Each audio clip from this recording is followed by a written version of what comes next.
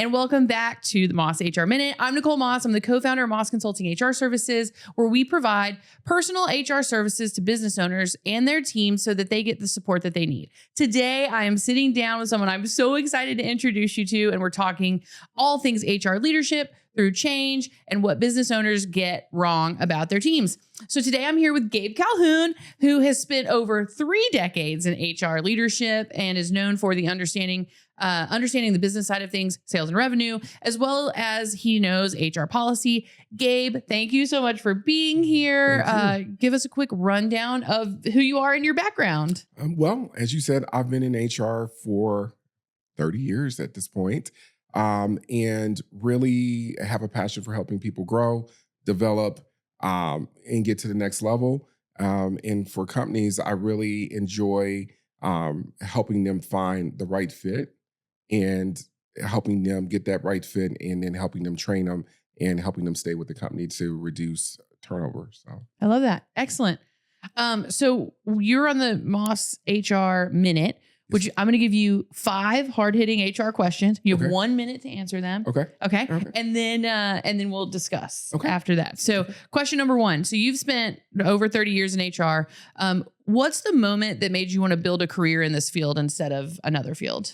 So having a entry-level candidate come in, and for a boss that I was working for, seeing them in their employee life cycle, helping them transition from that entry-level position, get the training and development that they need, and then watching them promote into a new role. And then they started making more money, and making that more money gave them the ability to provide educational opportunities and travel benefits for their families, which is life-changing. Yeah. So that was around an aha moment for me. I love it. Yeah. There's nothing more fun than watching like a new hire come in early, or like young, and age doesn't matter, right? Maybe even just new, but like having someone come in and watching their lives change through the success that they find in a job is just cool. Yes. Yeah. 100%. So that was that aha moment for me. And I've just stuck with it. So. Okay. Very cool. For 30 years. For 30 years. 34? 34 years, actually. No, not to be specific. It's great. I talk sometimes about, we talked about it. We had our summit recently about a lot of people fall into HR, very few people, a lot of people on our team studied HR. I fell into HR. But you really care about people to stick, like it's a hard job. It's a heavy job. And when you have to really care about people and watching their success, and it's 100%. So fun. Yeah, it is. Okay. Question number 1 down. You're doing excellent. Number 2, your number 2 hard-hitting question, Gabe. You've navigated multiple acquisitions in your career, the kind of thing that throws payroll, benefits, compliance, all of those things into chaos overnight. What's one thing that you got wrong the first time, and how did you manage that? Compliance. Yeah. So compliance is a very hard one, just because it seems to be simple. But if you start talking about basics of like I-9 and understanding the ins and outs of an I-9 scenario when you're hiring somebody on, and then understanding that we're not document experts, but being able to navigate through asking and ensuring that we're compliant in the first 3 days of employment, which a lot of people that I've run across, a lot of managers, they're like, oh, that's not a big deal. We've already hired them and we have to move on. But it is a big deal. Yeah. So when you're acquiring, and let's say you acquire a company that has 400 people, that's 400. You have to terminate them from their old job. Correct. And then you have 400. It's like I-9s. And then you have to, the benefit enrollment and the benefits, the payroll and all of those things. Yeah. Compliance is a thing. It is. It's a thing. It is. And you did say payroll, 100% on payroll, because you got to get their checks right. You're migrating them over to a new company. So to your point, the payroll piece is extremely important. So yeah, and I have limited experience in kind of merging companies or companies acquiring, but those employees are nervous, right? They are. And so when you get them in, and if their pay's wrong, they're like, oh, here we go. It's the quickest way to lose their trust, and they're already on rocky ground. 100%. You're 100% right about that. So ensuring that it's accurate, and ensuring that you're building that trust and that communication so that they do trust you. So very valid point. Super important. All right. Excellent. Number 3, You're known for understanding the business side, like sales and revenue, not just HR policy. What's the biggest disconnect you've seen between HR teams and the departments that they support? Honestly, I think the biggest disconnect is not understanding the business that you're supporting and understanding that HR, even though it's not a revenue generating department, you still have to understand that if you're supporting operations, you should have a very clear understanding of what operations does. So you can be a strategic partner with operations, and that we're never telling you what to do. We're your partner to tell you how we keep you legally compliant. Yeah. Yeah. Do you think that you think it's fair to tell kind of a budding HR person? Because I agree completely. Like, I think that that's something that young HR professionals get wrong a lot, is that they're like, well, it's HR. And you're like, yeah, but for this business, HR in the world of commercial real estate, and those decisions are going to be very different than like in a school or in a hotel. And so I think that, to your point, you have to understand the operations of the business. 100%. Yeah. And so you've grown and you've seen the world of HR change over the last 30 years. Like, and you've had the opportunity to grow in your career to like sit at the leadership table with business leaders who either own or are running the company. What do you think is the best step to like get to that leadership table as an HR professional? Partnership, listening, and understanding that you don't know everything, and understanding that you are continuously learning and building those relationships with your partners or to be on the leadership team. It's important that you understand what they deal with somewhat on a day-to-day basis. But bigger than that, it's building that foundation for they trust you, like you said before about trust, trusting and building partnership and relationship building. And if you don't know, you tell them, I don't know that, but let me find the answer for you. Yes. So yeah, that's something that we teach, and our team, and we talked about this with our team recently when we were all together. Is I think that one of the things that builds trust with partners is when you say, and business owners, is when you say, hey, I don't know, but I'm going to go find out. And that takes a level of confidence, right? To say, hey, I don't know. And I think that what some young in their career HR professionals do is that you pretend to maybe know things. Right. And that is a slippery slope, because you don't want to give them bad advice. You really, really don't. And I think too, something that we've been talking about a lot is like, there's like best practice. And I think a lot of like new in their career HR people are like, we have to go best practice. We have to go best practice.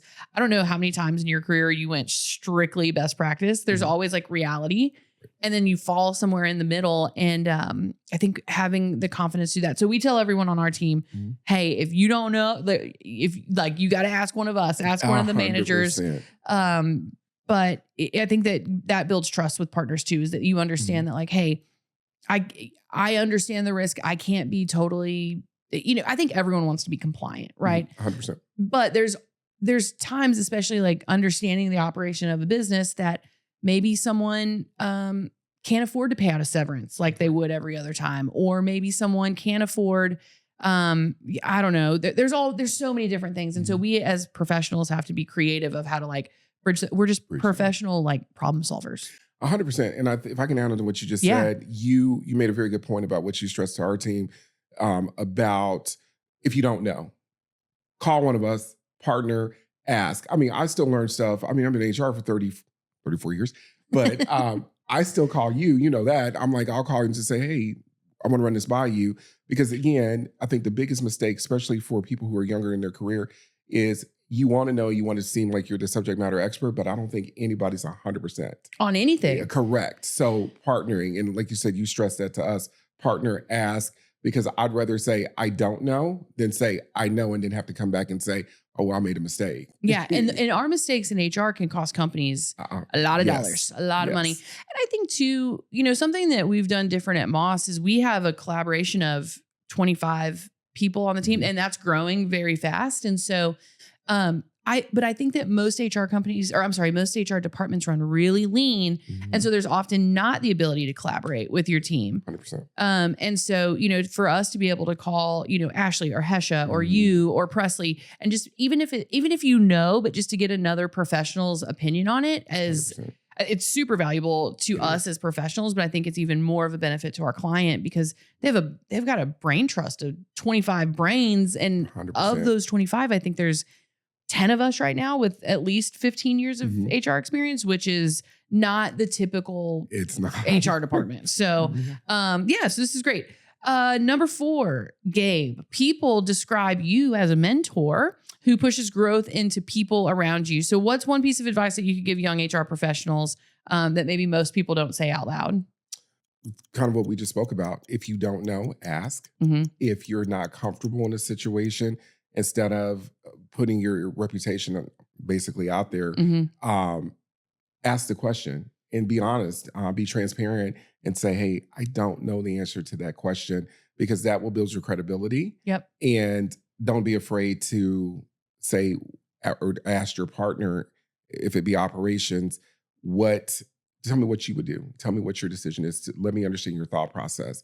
And I've learned for me, even with, you and Steve, I ask those questions all the time. And I'll say, tell me what your thought process is. Not because I may not know how to navigate, but I want to be able to make a similar, consistent decision if you're not here. Yeah. So, Yeah, no, it's great. You got to start where you got to start where they are, Mhm. right? And when you understand Mhm. that, that's great. So that's awesome advice.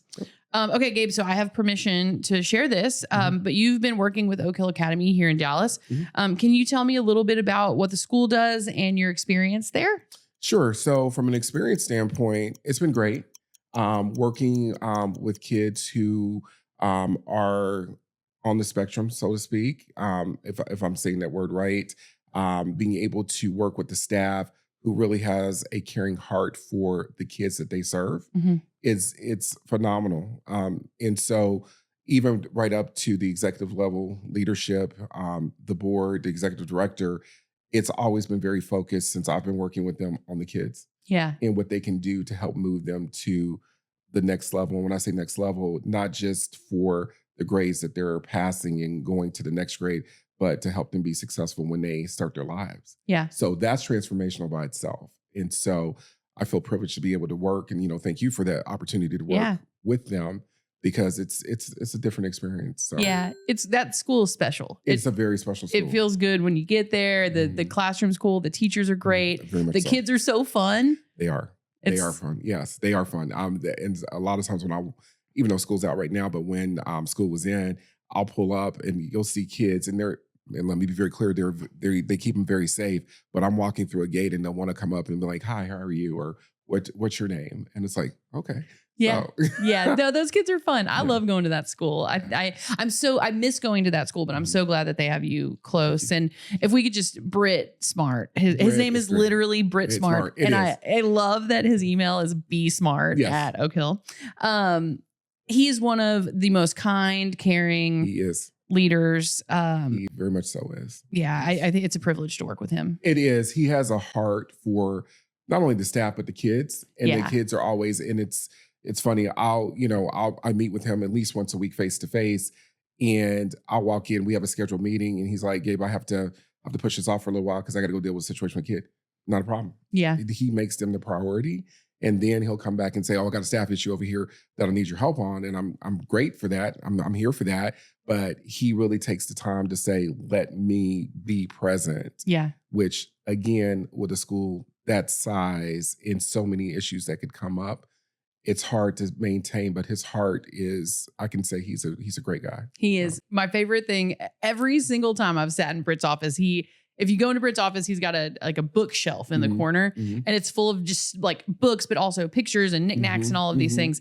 And every single time I'm in there, he's got something comes up and he's like, I got a story about that. And he'll go grab a picture and be like, this 100%. kid went, to this school. And he cares so deeply about those children and his teachers. And I think that makes a really big difference. It does. Yes. I love watching him walk around the school though. Yeah. And he's like giving nucks to the kids and they all, Mr. Smart. It's and very they run cool. up to him. They love him. Oh, they love him. They love him. It's funny, if I can share this real quickly. Yeah. We were on something had come up, nothing major, but something come up, and he had called a parent of a student that had graduated. And she's in Florida now. And he was asking how she was doing. And I just happened to be in the office for that. And so he was like, how's she doing? And she's like, the mom was like, hold on a second, let me get her on the phone. And they connected, Brent and the young lady. And the young lady was like, Mr. Smart, how are you? I'm doing great. I got this job. I moved to Florida and I'm doing well. And he was just like, she started with me when I first started here. Yeah. And I was like, wow. Okay. Yeah. So he keeps those connections, which is amazing to me. So Yeah.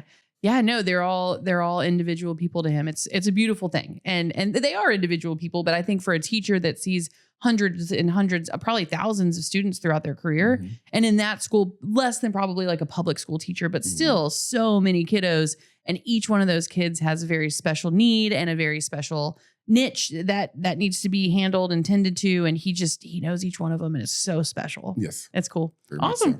Gabe, this is amazing. Well, that is your your Moss HR Minute. If you are a business owner wondering how to bring the special into your office without losing focus on your work, let's talk. Schedule a free 15-minute conversation with me, and let's see how Moss Consulting can help your company. Thank you so much for watching, and we will see you next time. It's fast, it's fun, it's the